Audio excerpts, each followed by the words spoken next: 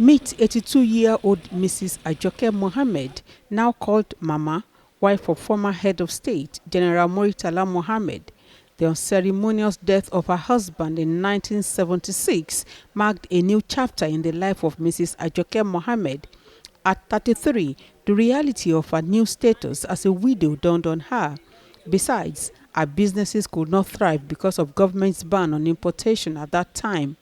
Mama is a trained dental therapist. She tells me that her love for nature started after her husband's death when she moved into a new house with a garden. Since then, she has not looked back.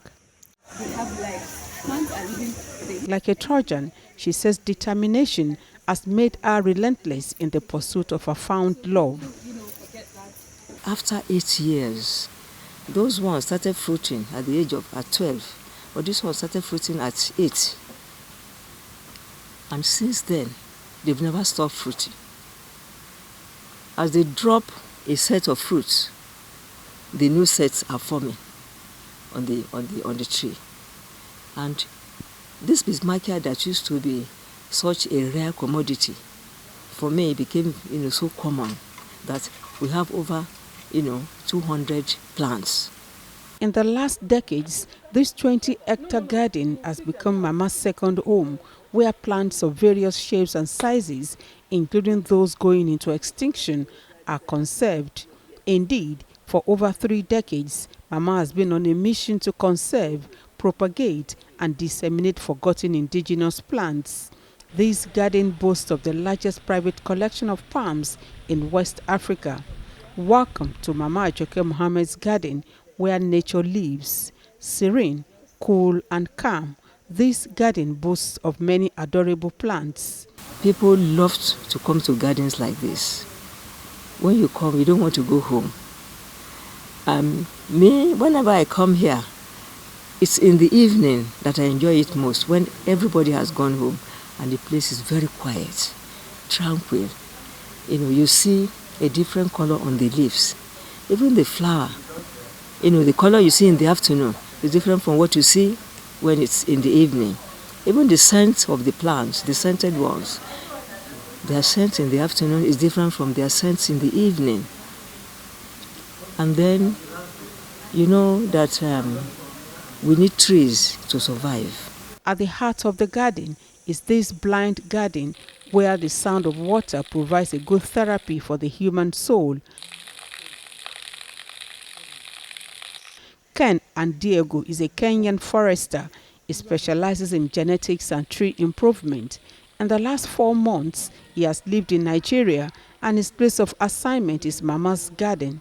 As a lover of green environment, Ken and Diego tells me that the blind garden, where the sounds of water-soaked springs, is the beginning of life, as it serves everyone, including the visually impaired.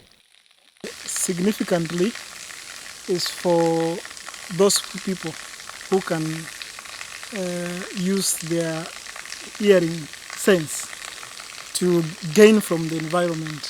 So the sound one can be luring, two can be a therapy, because when you come here and you're stressed and you're thinking about many things, the sound can absorb some of those bad thoughts.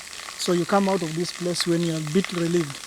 Plants here come in various names, sizes, colors, and shapes. Ken and Diego names them all, from the Tahina palm, which provides a good shade whenever it rains, to Zamia, Liquala, Philodendrons, Areca catechu, and Cortland dracanes. Noble among trees is Bismarckia nobilis. There is also the autograph palm, seen largely as very important for climate change. Ken and Diego tells me the autograph palm, unlike other plants, absorb carbon dioxide at night. You talk about this garden, you talk about conservation. One, conservation of species, and conservation of we say germplasm or genetic material. Yeah, it's like a bank, a genetic bank, because we have thousands of species that are around here. Thousands of species that need to be conserved, need to be kept preserved for the future generation because of their importance.